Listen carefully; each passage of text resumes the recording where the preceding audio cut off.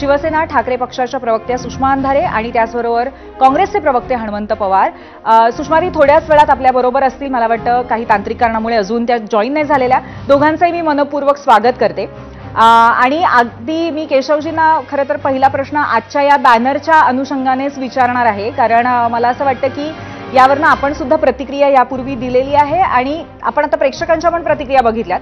तर हा बॅनर जेव्हा झळकला, आपण पाहिला, तेव्हा तुमची प्रतिक्रिया काय होती पहिली? त्याच म्हणजे खरं म्हणजे भारतीय जनता पार्टी वगळता इतर खासगी पक्ष जे आहेत त्या पक्षांची सर्वांगीण वृत्तीचं असतं, त्याचं प्रत्यंतर इथे आलं. कारण म्हणजे मुंबईचा नगरसेवक असतो, मुंबईच्या लोकांचा सेवक जो असतो, जो मुंबईच्या लोकांच्या सेवेसाठी असतो, तो नगरसेवक झाला पाहिजे. पण इथे तुम्ही आमचे सेवक, आमचे नोकर असाल तर तुम्हाला नगरसेवक व्हायचं तिकीट मिळेल, तुम्हाला उमेदवारी मिळेल. या पद्धतीचं एकूण सर्वच राजकीय पक्ष भारतीय जनता पार्टीकडे कार्यकर्ते असतात आणि भारतीय जनता पार्टीचा कार्यकर्ता. एक विनंती आहे तुम्हाला, तुमच्या इथे जर टीव्हीचा आवाज असेल तर तुम्ही बंद कराल का? कारण त्याचा पुन्हा एकदा इकडे फीडबॅक येतोय. नाही, इथे माझ्याकडे टीव्ही नाहीये, मी कुठलाही आवाज इथे तुमच्या इथे असेल तर कृपया आपण तिथून बंद करावा, कारण त्याचा आवाज परत येतोय. तर तुम्हाला नगरसेवक व्हायचं तिकीट मिळेल, तुम्हाला उमेदवारी मिळेल. केशवजी, आपण बोलणं सुरू ठेवा. माझं पूर्ण होऊ द्या. त्यामुळे मुळामध्ये असंही कुठलं भारतीय जनता पार्टीकडे कार्यकर्ते असतात. इथे नितीन गडकरी किंवा देवेंद्रजी सांगतात की मी बूथ समितीचा अध्यक्ष होतो, तर राष्ट्रीय अध्यक्षपर्यंत मी गेलो, हे नितीन गडकरी सांगतात. असे अनेक संख्या इथं आपल्याला लोक नेते सांगू शकतो आपण. जे कार्यकर्ते होते ते नेते झाले, कारण आमच्याकडे लोकशाही आणि कार्यकर्ते आहेत. पण जिथे केवळ खासगी पक्ष, प्रायव्हेट प्रॉपर्टी मालमत्ता असते पक्ष म्हणजे, तिथे म्हणजे अशाच पद्धतीची सर्वांची मानसिकता असते. तिथे कर्तृत्वाला वाव नसतो. तिथे केवळ आमची उदरगिरी करा, आमचे सेवक व्हा, तरच तुम्हाला उमेदवारी मिळेल, हा संदेश असतो. आणि आज ठाकरेंच्या त्या बॅनरमधनं कुणी लावल्यानंतर तो काढून घेतला, काय सगळं त्यावरती आलं. पण मुळामध्ये त्यातलं त्या मानसिकतेचं दर्शन प्रदर्शन या निमित्ताने घडलं. ही वस्तुस्थिती ती नाकारता येणार. सुषमाताई आपल्या सोबत आहेत. सुषमाताई, आज राज ठाकरेंच्या वतीने म्हणजे मनसेच्या वतीने जो बॅनर लागलेला होता तो नंतर राज ठाकरेंनी काढायला लावला. या सगळ्याचा तुम्ही काय अर्थ घेता आणि अर्थातच त्यावरती असलेल्या संदेशाचाही? नाही, मुळात तो बॅनर कोणी लावला, कधी लावला हे माहित नाही, पहिली गोष्ट. पण समजा त्या बॅनरवरून जर काही भाजपाला आक्षेप घ्यायचे असतील, भाजपाच्या प्रवक्त्यांना आक्षेप घ्यायचे असतील, तर अशा आक्षेप घेणाऱ्या सगळ्या प्रवक्त्यांनी पहिल्यांदा याची उत्तरं दिली पाहिजेत की असे भाजपमध्ये अनेक महाभाग आहेत जे नरेंद्र मोदी हे आमचे पिताश्री आहेत असं म्हणणारे आहेत, किंवा अतिशय म्हणजे देवेंद्रजींच्या पेक्षा सुद्धा वय जास्त असणारे काय म्हणता येतील त्याला शहाजी बापू पाटील.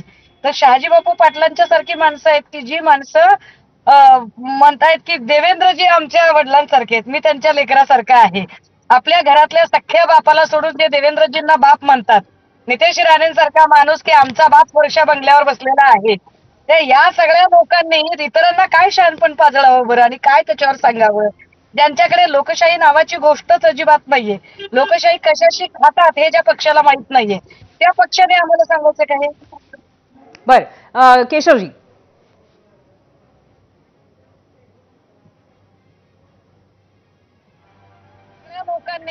केशवजी, तुम्हाला ऐकू येते का? केशवजी, तुम्ही काय म्हणाल? आता ज्या दोन गोष्टी त्यांनी सांगितलेल्या आहेत त्या दोन्ही गोष्टी एकाच तराजूमध्ये तोलल्या जातील का? असं आहे, मुळामध्ये ही मानसिकता पहिल्यांदा मला खरं सुषमाताई माझ्या ज्येष्ठ भगिनी आहे. आता मी ज्याही सुषमाताई माझ्या ज्येष्ठ भगिनी आहेत असं म्हणतो, त्यावेळी त्याला एक सन्मान असतो, तर सन्मानातनं मी म्हणत असतो. तसंच नितेश राणे जे बोलले की वर्षावर माझा बाप बसलाय, त्या एका अर्थाने ते वडिलाकीच्या आदरार्थाने ते बोललेलं असतं. ते वडील आदराने, रिस्पेक्टनी बोललेलं वेगळं आणि आमचे नोकर आहात तर उमेदवारी मिळेल असे बॅनर, या दोन्ही मधल्या सुषमाताई मराठीच्या चांगल्या अभ्यासक आहेत. पण त्या जाणीवपूर्वक अशा पद्धतीने ते फोड न करता सरमिसळ करू पाहतात, यातच खरी त्यांची अडचण आहे. सुषमाताई, काय म्हणाल्यावर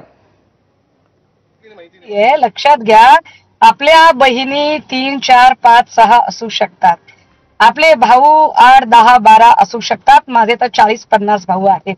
पण आपला बाप 2 नसतात, बाप एकच असतो. आपल्या सख्ख्या बापाला सोडून जर वर्षा बंगल्यावर बसलेल्या माणसाला जर कोणी बाप म्हणत असेल तर याला सन्मान म्हणायचं की याला लाचारी म्हणायची? बरं, मराठी आपल्याला तेच सांगतो सुषमाताई, माझ्या वडिला समान आहेत. अशा पद्धतीने म्हणण्याची आपली संस्कृती आहे. आता कदाचित आपली हिंदू संस्कृती आहे की आपण आदर देतो, आता ती संस्कृती आता कदाचित ती काय लक्षात उभाठाकडे आहे की नाही मला माहिती नाही, त्यामुळे ते लक्षात नसतात तुमच्या, त्यामुळे स्वाभाविक आहे. वडिला समान असणं, काका समान आहेत, माझ्या पिताश्री समान आहेत हे म्हणण्याची आपली पद्धत आहे याचा अर्थ. आणि डायरेक्ट बॅनर लावणं. बरं मला असं वाटतं की आपण विषयापासून फारच भरकटत चाललोय. आपण पुन्हा एकदा विषयाकडे येऊयात. केशवजी आपण पुन्हा एकदा विषयाकडे येऊयात. आपण खूपच वेगळ्या वाटेने जायला लागलोय. मला सुषमाताईंना असं म्हणायचंय की आज अशा पद्धतीचा एक बॅनर मनसेच्या वतीने म्हणजे एका कार्यकर्त्याच्या वतीने लावला गेला असला तरी पण त्याच्यामुळे कुठेतरी एक वचक कमी पडलेला आहे आणि अशा पद्धतीने हा बॅनर लावला गेला असं आपण म्हणायचं का? एकंदरीत पूर्वी ताई असं काही नसतं. एक लक्षात घ्या, एखाद्या कार्यकर्त्याने व्यक्त केलेली भावना ही त्या पक्षाची भावना नसते किंवा त्या पक्षाचं ते मतही नसतं. एखादा कार्यकर्ता व्यक्त करू शकतो ना मत. बऱ्याचदा बऱ्याच पक्षांमध्ये आपण वेगळं लढलं पाहिजे, आपण सोबत लढलं पाहिजे असं त्या कार्यकर्त्याला वाटू शकतं. याचा अर्थ त्या पक्षाची ती भूमिका नसते. त्यामुळे कुठला तरी एक बॅनर लागतो आणि त्या बॅनरवरून संबंध इतका गहजब व्हावा असं काहीच कारण नाही. पण शिवाजी पार्क मी माझ्या मांडणीमध्ये शिवाजी पार्कमध्ये सेना भवनाच्या समोर लागलेला हा बॅनर याचा कुठल्याच पद्धतीने आपण काहीच अर्थ वेगळा घेत नाही. नाही याचा मी काहीच अर्थ वेगळा घेत नाही. त्याचं कारण मी मगाशी मांडणीतही म्हटलं की हा बॅनर कुणी लावला, कसा लावला, का लावला याचं काहीच कारण माहित नाहीये. त्या बॅनरचं कोणी समर्थन पण करत नाहीये. पण त्या बॅनरवरून जर कोणी ठाकरेंवर आणि ठाकरेंच्या नियतीवर जर कोणी शंका घेत असेल तर अशा शंका आम्हाला किती वेळा देवेंद्रजी आणि मोदीजींच्या नियतीवर घ्याव्या लागतील बरं, की उनकी नियत में कुछ खोट है क्या? असं नाही होत. तुम्ही एका कुठल्या तरी व्यक्तीने केलेल्या कृतीवरून आणि जर असंच ठरवायचं असेल तर मग मला आपण सांगा केशवजी की किरीट सोमय्यांनी केलेली विधानं, किरीट सोमय्यांच्या बद्दल आलेल्या अनेक वादग्रस्त गोष्टी त्याच्यावरून काय आम्ही अख्ख्या भाजपचं चारित्र्य ठरवायचं का? असं नाही होतो राजे, असं होत नाही. तुम्ही एका व्यक्तीवर चर्चा झाली कारण तो बॅनर काही काळ तिथे होता. त्याच्यानंतर तो बॅनर काढण्याचे आदेश देण्यात आले. यशवंत किल्लेदारांसारखा नेता तिथे गेला आणि मग बॅनर काढलाय तो. नाही मी ताईंच्या मताला सहमत आहे. मी ताईंच्या मताला पुढे जोडतोय. पूर्वी मला जर बोलायला बरोबर. केशवजी लवकर बोला. हनुमंतजींकडे बोलतो 30 सेकंद बोलतो. ताई तुमचं म्हणणं बरोबर आहे. एखाद्या कार्यकर्त्याच्या वरनं असं त्या पक्षाचं धोरण ठरवू नये. पण जर एकापेक्षा अधिक माणसं अशा पद्धतीची विधानं करत असतील, इतिहास काढून बघा.